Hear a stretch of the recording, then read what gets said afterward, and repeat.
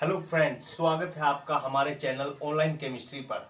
देखिए, आज हम 11th क्लास के लिए नया टॉपिक लेके आए हैं जिसका नाम है, जो टॉपिक रहेगा हमारा वो है लॉज ऑफ केमिकल कॉम्बिनेशंस। देखिए, ये बहुत ही इंपॉर्टेंट टॉपिक है। इससे पहले जो हमने डिस्कस किया है, जो इम्पोर्टेंस है केमिस्ट्री की, इम्पोर्टेंस के बारे में हमने डिस्कस कर लिया है। उसके बाद हमने मैटर के बारे में पढ़ा, डिफरेंट टाइप के जो मैटर हैं, कंपाउंड, मिक्सचर, इनके बारे में डिटेल में हमने पढ़ लिया है। फिजिकल क्वांटिटीज के बारे में हमने डिस्कस कर लिया है। एसआई यूनिट्स के बारे में डिस्कस किया है। सिग्निफिकेंट फिगर का टॉपिक हमने कंप्लीट कर लिया है। और जो आज हमारा टॉपिक रहेगा वो है लॉज ऑफ केमिकल कॉम्बिनेशन। बहुत ही इंपॉर्टेंट है क्योंकि जनरली जो भी रिएक्शंस होती हैं केमिस्ट्री के अंदर, जितने भी रिएक्शंस होती हैं वो सभी रिएक्शंस इन लॉ को फॉलो करती हैं। इस लॉ को जानना बहुत जरूरी है। देखिए, लॉ ऑफ केमिकल कॉम्बिनेशन में हमारे पास कुछ लॉज आते हैं। जैसे सबसे पहला लॉ होता है laws of conservation of mass. देखिए, law of conservation of mass, law of conservation of mass. ठीक है, ये लॉ हम पढ़ेंगे।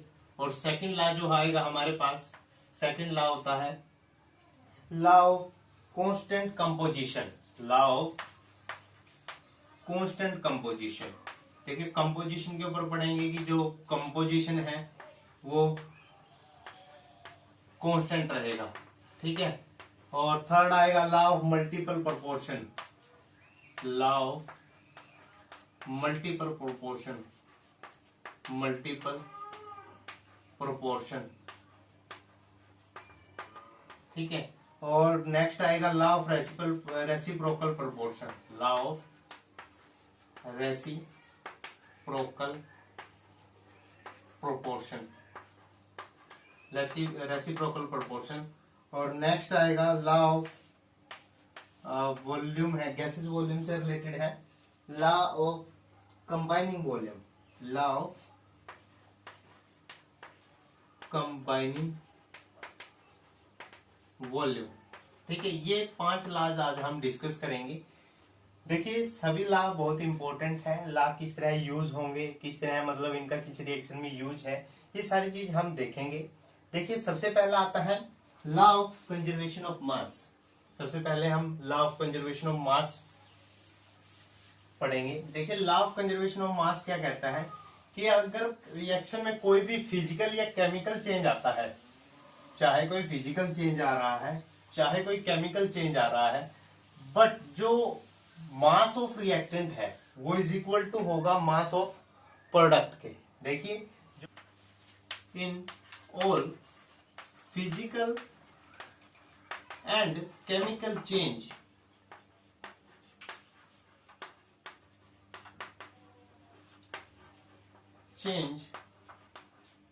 the whole mass of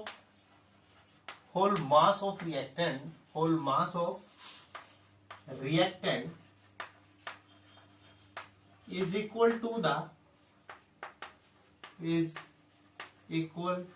to that of the product। देखिए, जैसा हमें डेफिनेशन से ज्ञात हो रहा है कि अगर कोई भी फिजिकल या केमिकल चेंज है, मान लो कोई फिजिकल रिएक्शन हो रही है, फिजिकल चेंज हो रहा है, या कोई केमिकल चेंज हो रहा है, the whole mass of reactant is equal to that of product. यानी जो टोटल मास होगा रिएक्टेंट का, वो किसके इक्वल होगा? प्रोडक्ट के। इसका मतलब क्या हुआ कि जो मैटर है, जितना मैटर हम रिएक्टेंट में लेके चले हैं, उतना ही क्या बन रहा है? प्रोडक्ट। यानी matter neither be create NOR be destroy. यानी एक जो हमें डेफिनेशन निकल के आती है कि matter can neither be create NOR destroy,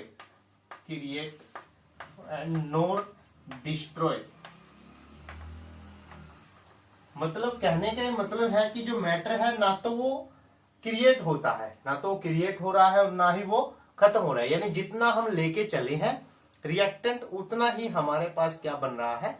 product बन रहा है। देखिए, एग्जाम्पल के माध्यम से हम समझते हैं जैसे कोई फिजिकल चेंज हो रहा है, फिजिकल चेंज होता है जब कोई फिजिकली जो मैटर की जो मैटर का मतलब कि जो मैटर है वो चेंज हो रहा है। जैसे सॉलिड से लिक्विड में, मतलब स्टेट चेंज हो रही है, फिजिकल स्टेट चेंज हो रही है, क्योंकि हमने फिजिकल आधार पे पढ़े हैं कि मैटर, सॉलिड, लिक्विड, गैस 3 तरह के होते हैं। तो देखिए फिजिकल चेंज आ रहा है, मान लो जैसे एग्जांपल है कि हमारे पास आइस है, ठीक है, वो किस में चेंज हो रहा है, वाटर में चेंज हो रहा है, ठीक है। आइस किस में चेंज हो रहा है, वाटर में चेंज हो रहा है। तो जितना यहाँ पे इसका मास है, जो मास इसका यहाँ पर है वही मास यहाँ पर होगा, ठीक है। मास क्या रहेगा, सेम। इसी को हम बोलते हैं लॉ ऑफ कंजर्वेशन ऑफ मास, यानी जो लॉज दिया गया है कंजर्वेशन ऑफ मास का, उसका यही मतलब है कि जो मास हमारे रिएक्टेंट का होगा वही मास क्या होगा, हमारे प्रोडक्ट का होगा। या इसको कोई केमिकल इक्वेशन के माध्यम से समझते हैं। जैसे हमारे पास मान लो मरकरी ऑक्साइड है, और मरकरी ऑक्साइड जो है मान लो 100 ग्राम हमें दिया गया है, जैसे मरकरी ऑक्साइड है, रिएक्शन के बाद ये बनता है कि मरकरी अलग हो जाता है और half molecule of oxygen gas बाहर निकलता है।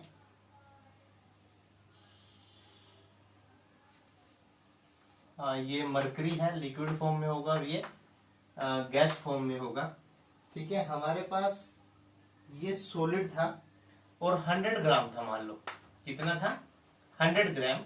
अब देखिए जो मरकरी आया है वो हमारे पास 92.6 ग्राम आया है, 92.6 ग्राम। तो ये कितना बच गया है, 7.4 ग्राम, ठीक है। तो देखिए हमारे पास जो रिएक्टेंट था वो कितना था, 100 ग्राम था। रिएक्टेंट कितना था, 100 ग्राम। और जो प्रोडक्ट है उसका भी मास कितना आया है, देखिए 92.6 प्लस 7.4 ग्राम, तो ये भी टोटल कितना आया है, 100 ग्राम। इसका मतलब क्या है कि matter can neither be create और नो बी डिस्ट्रॉय, यानी अगर कोई भी फिजिकल चेंज हो रहा है या कोई केमिकल चेंज हो रहा है, जो रिएक्टेंट का मास है वो किसके इक्वल रहेगा, प्रोडक्ट के इक्वल रहेगा। ये हमेशा कंडीशन रहेगी। लेकिन इसमें थोड़ा सा चेंज जब आया, जब अल्बर्ट आइंस्टीन ने एक न्यूक्लियर रिएक्शन की और उसके अंदर उन्होंने देखा कि जो प्रोडक्ट का मास है वो स्लाइटली क्या है, स्मॉल था रिएक्टेंट की बजाय। अब देखिए उसमें कुछ डिफरेंस आ गया। मान लो ये रिएक्टेंट है और उससे कोई प्रोडक्ट बन रहा है। अब जो मास है रिएक्टेंट का, अगर वो ज्यादा है किससे, प्रोडक्ट से। जनरली ऐसा नहीं होता है, ये सिर्फ न्यूक्लियर रिएक्शन के केस में होता है। न्यूक्लियर रिएक्शन के केस में रिएक्टेंट का मास थोड़ा सा क्या है, ज्यादा होता है, किसके कंपेरेटिव में, प्रोडक्ट के कंपेरेटिव। तो ऐसा क्यों हुआ, जबकि लॉ ऑफ कंजर्वेशन ने तो ऐसा कुछ नहीं बताया। और हम भी जानते हैं कि matter can neither be create और नॉर बी डिस्ट्रॉय, ना तो मैटर क्रिएट हो रहा है ना ही मैटर बन रहा है। तो इसका मतलब जितना रिएक्टेंट का मास है उतना ही प्रोडक्ट का होना चाहिए। लेकिन उन्होंने फिर एक इक्वेशन दी, उन्होंने एक मास एनर्जी रिलेशन दिया है, E is equal to mc²। हम सभी जानते हैं कि अल्बर्ट आइंस्टीन ने ये एक मास एनर्जी रिलेशन दिया है, E is equal to mc², ठीक है। m मास है, c क्या है, वेलोसिटी ऑफ लाइट है, E है एनर्जी, ठीक है। Energy is equal to mass into में वेलोसिटी का स्क्वायर। इसका मतलब क्या हुआ कि जो कुछ मास है वो किसमें चेंज हो रहा है, एनर्जी में। उन्होंने ये कहा कि देखिए रिएक्टेंट का मास ज्यादा है प्रोडक्ट से, ये न्यूक्लियर रिएक्शन में उन्होंने देखा। इसका कारण क्या है कि जो कुछ मास है रिएक्टेंट का, जो कुछ मास है वो किसमें चेंज हो रहा है, एनर्जी में। मतलब रिएक्टेंट से प्रोडक्ट तो बन ही रहा है, प्लस में एक एनर्जी भी निकल रही है, ठीक है। तो इसलिए इस जो ये law of conservation of mass था, इसका नाम बदल के रखा गया law of conservation of mass and energy, mass and energy. तो यानी जो डेफिनेशन बनी कि in all physical and chemical change the mass and energy of reactant is equal to the mass and energy of the product. यानी कि अब हमने जो है मास की जगह पे मास एंड एनर्जी लिखना स्टार्ट किया, क्योंकि जो कुछ मास है वो एनर्जी के फॉर्म में ट्रांसफर हो रहा है, जो कि अल्बर्ट आइंस्टीन की मास एनर्जी रिलेशन है। इससे हम कैलकुलेट करते हैं, E is equal to mc²। तो ये हमारा क्या था, law of conservation of mass. Next आता है law of constant proportion. Law of constant proportion, देखिए लॉ ऑफ कांस्टेंट प्रोपोर्शन क्या है? Law of constant proportion, constant combination है, law of constant combination, sorry law of constant combination. देखिए law of constant combination क्या है? अगर इसकी definition हम देखें, कहता है कि एक chemical compound is always found to be made up of the all same element combined together in a same fixed proportion by mass। कहता है कि अगर कोई भी कंपाउंड बन रहा है तो उसके अंदर जो मास रहेगा, मास का जो रेशो रहेगा वो क्या रहेगा? कांस्टेंट रहेगा, मतलब वो सेम रहेगा। देखिए इसको हम एग्जांपल के माध्यम से समझते हैं। मान लो जैसे एग्जांपल है, हमारे पास हमने कुछ एलिमेंट को कंबाइन किया और एक हमारे पास कंपाउंड बना है या मॉलिक्यूल है H2। अब जो इसका रेशो है, देखिए मास के हिसाब से जो इसका रेशो देखते हैं तो 2:16 है या 1:8 है। ठीक है, देखिए जो इसका रेशो है 1:8 है। ठीक है, ये रेशो हमेशा चेंज रहेगा, फिर चाहे वो वाटर जहां मर्जी से आप ले लीजिए। ठीक है, यानी जो कॉम्बिनेशन है, जो constant combination, law of constant combination क्या है कि जो एलिमेंट का कॉम्बिनेशन है, जो रेशियो है, होल रेशियो है, वो क्या रहेगा? सेम रहेगा। कहने का मतलब है कि जो भी element combine together in the same fixed proportion by mass, जो कंबाइन होंगे उनका जो प्रोपोर्शन रहेगा मास का, वो क्या रहेगा? फिक्स रहेगा। अब वाटर चाहे आपका इंडिया का है, चाहे पाकिस्तान का है, चाहे अमेरिका का है, आप कहीं से भी वाटर लोगे तो उसका जो प्रोपोर्शन है बाय मास वो क्या रहेगा? सेम रहेगा। इसी तरह एक एग्जांपल है कार्बन डाइऑक्साइड। अब आप देखिए कार्बन का कितना होता है? मास 12 है और ऑक्सीजन का होता है 16। 2 ऑक्सीजन लगे हुए हैं तो कितना है? 32 है। यानी जो रेशो रहेगा, अब CO2 चाहे वो जहां मर्जी से निकल रहा है, मान लो कोई भी रिएक्शन, चाहे वो कैल्शियम कार्बोनेट से CO2 निकल रहा है, ठीक है, चाहे वो कोई और कुछ और एग्जाम्पल है, कार्बन और ऑक्सीजन मिलके CO2 बन रहा है, यानी चाहे जो भी रिएक्शन हो रही है, लेकिन जो प्रोपोर्शन रहेगा वो हमेशा यही रहेगा।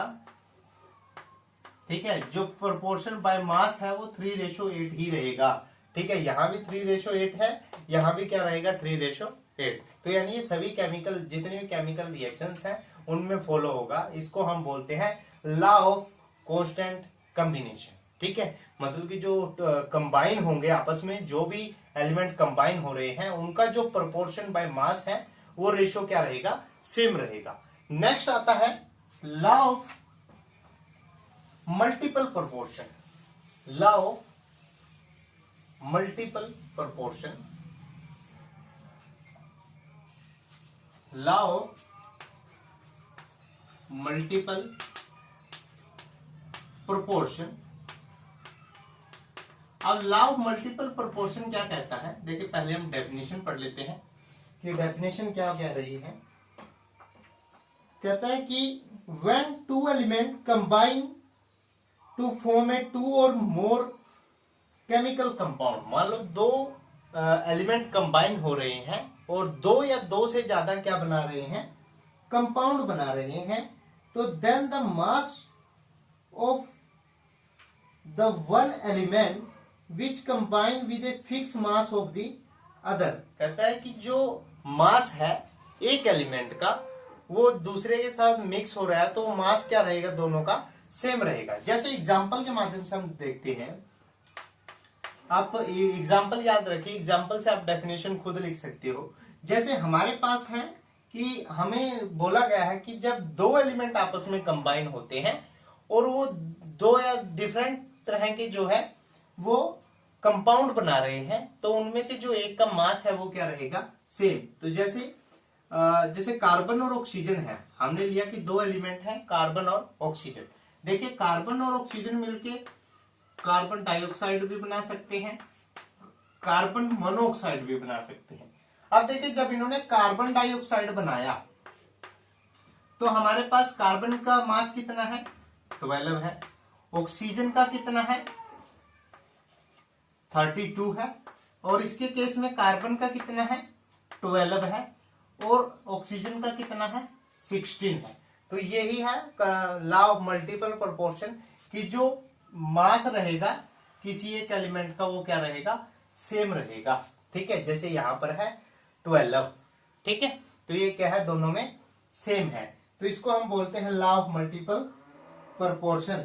इसी तरह सल्फर और ऑक्सीजन के केस में भी होता है। जैसे सल्फर, मान लो एक और एग्जांपल हम लेके चलते हैं, एक सल्फर है, ऑक्सीजन है, या तो सल्फर डाइऑक्साइड बनाता है, ये सल्फर ट्राइऑक्साइड बनाता है। तो देखिए सल्फर का मास होता है 32 और ऑक्सीजन का भी यहाँ पे कितना है, 32। और यहाँ पे देखिए इसका कितना है, 32 और इसका है 48। तो यहाँ पर देखिए सल्फर का जो मास है वो क्या है, सेम है। जब भी कोई दो कंपाउंड अगर बनते हैं, देखिए दो एलिमेंट से मिलके अगर दो और दो से ज्यादा कंपाउंड बन रहे हैं और उनका जो मास रेशो है, अगर एक का मास रेशो दूसरे कंपैरेटिव में सेम है, तो इसको हम बोलते हैं लॉ ऑफ मल्टीपल प्रोपोर्शन। इसको हम बोलते हैं लॉ ऑफ मल्टीपल प्रोपोर्शन। यानी कि जब कंपाउंड बन गए हैं, then the mass of the one of the element which combine with a fix mass of the other. देखिए यहां भी 12, देखिए यहां भी 32 मास किसके साथ ऐड हो रहा है, 12 पार्ट ऑफ कार्बन के साथ। यहां पर 16 है, वो भी किसके साथ ऐड हो रहा है, 12 पार्ट ऑफ कार्बन के साथ। तो यानी कि इसका जो मास है वो सेम प्रोपोर्शन के साथ मल्टीप्लाई हो रहा है। ठीक है, तो इसको हम बोलते हैं law of multiple proportion. Next आता है law of reciprocal proportion. Law of reciprocal proportion.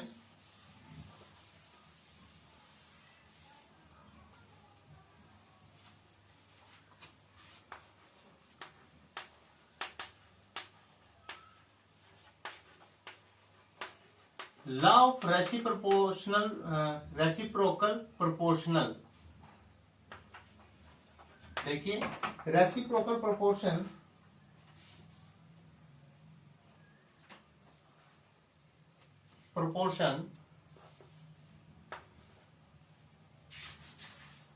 देखिए लॉ ऑफ रेसिप्रोकल प्रोपोर्शन क्या है। सबसे पहले हम डेफिनेशन पढ़ते हैं कि the ratio of the mass of the element, the ratio of the mass of two elements A and B which combine separately with a fixed mass of the third element C is either the same or some multiple of the ratio of the mass in which A and B combine directly with each other।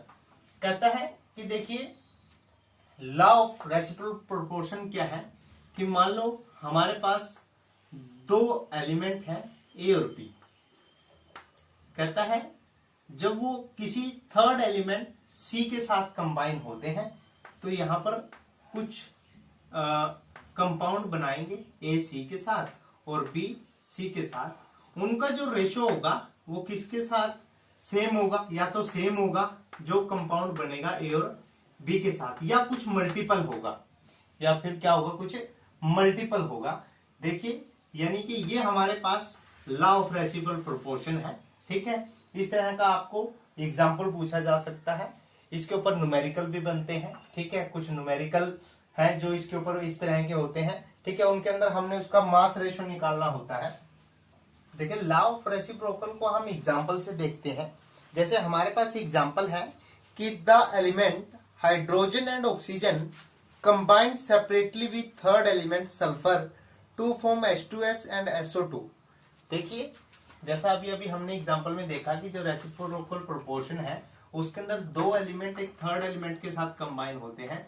यहाँ पर हमें दिया गया है कि एक hydrogen है और एक है ऑक्सीजन जो कंबाइन हो रहे हैं सल्फर के साथ, और जो ये हाइड्रोजन है वो सल्फर के साथ मिलके H2S गैस बना रहा है और जो ये सल्फर है वो SO2 गैस बना रहा है और आपस में ये क्या बना रहे हैं, H2O। ठीक है जी। अब हम इसका मास निकालते हैं, फिर इसका रेशियो चेक करते हैं कि रेशियो जो है वो सेम है या मल्टीपल है होल नंबर का। तो देखिए, जब हम हाइड्रोजन और सल्फर का रेशियो निकालते हैं कि हाइड्रोजन सल्फर के साथ कंबाइन हुआ और जो क्या बनाया, H2S गैस। ठीक है, तो यहां पर इसका रेशियो कितना है, 2:32। ठीक है, इसके बाद यदि हम SO2 का देखते हैं तो इसका रेशियो कितना है, मतलब जो सल्फर है ऑक्सीजन के साथ कंबाइन होके SO2 बना रहा है और इसका जो बाय पार्ट रेशियो है वो 1:16 है, यानी इसका मास है 32 और इसका भी कितना है, 32 है। तो देखिए 1:2 है, तो यानी कि यहां पर रेशियो कितना था, 1:16। ठीक है, और इसी तरह यहां है 1:1। अब हम जो हाइड्रोजन है और ऑक्सीजन है वो कंबाइन होके बना रहा है H2O। अगर हम इसका रेशियो देखते हैं तो इसका रेशियो आता है H2O 1:, हाइड्रोजन का आएगा 2:16, 2:16, यानी ये आता है 1:8। तो 1:8 इसका रेशियो आया है और यहां पर रेशियो था 1:16। तो यानी देखिए, हाइड्रोजन को अगर हम देखें सल्फर के साथ कंबाइन होके तो रेशियो दे रहा है 1:16 और ऑक्सीजन के साथ कंबाइन होके रेशियो क्या दे रहा है, 1:8। तो जब हम इसका रेसिप्रोकल करते हैं, रेसिप्रोकल रेशियो देखते हैं 1:16 या 1:8, तो वो कितना आता है, 1:2 आ जाता है। कितना आता है, 1:2। तो इस प्रकार देखिए हमारे पास रेसिप्रोकल जो प्रोपोर्शन है उसका रेशियो कितना आया है, 1:2 आ गया है। ठीक है जी। अब आता है गैसेस वॉल्यूम क्या है। लॉ ऑफ गैसेस वॉल्यूम को हम एग्जांपल के माध्यम से समझते हैं कि जैसे हमारे पास कोई गैस दी गई है H2 प्लस Cl2 और इसको कंबाइन होके क्या बन रहा है, 2HCl। ठीक है, बस लॉ ऑफ गैसेस वॉल्यूम के अंदर हम मान के चलते हैं कि यदि 1 वॉल्यूम हमने H2 का ऐड किया है और 1 वॉल्यूम ही हमें CO2 का ऐड किया है, तो हमारे पास यहाँ पर कितने मोल बन रहे हैं, 2 मोल। तो इसका मतलब क्या है, हमारे पास 2 वॉल्यूम जनरेट हो रहे हैं। यानी देखिए रिएक्टेंट के केस में हमारे पास 1 और 1 2 वॉल्यूम है और प्रोडक्ट भी कितना बन रहा है, 2 वॉल्यूम बन रहा है। इसको हम लॉ ऑफ गैसेस वॉल्यूम बोल देते हैं। ठीक है, एक और एग्जांपल हम इसका देखते हैं। देखिए जैसे नेक्स्ट एग्जांपल है 2H2 प्लस O2, H2O बना रहा है और यहाँ पर क्या है, 2H2O बनेगा। ठीक है, अब देखिए इसको बैलेंस करने के लिए हमने यहाँ पे 2 लिखा है। ठीक है, अब हम देखते हैं कि यहाँ पर 2 वॉल्यूम हम इसके लेके चल रहे हैं।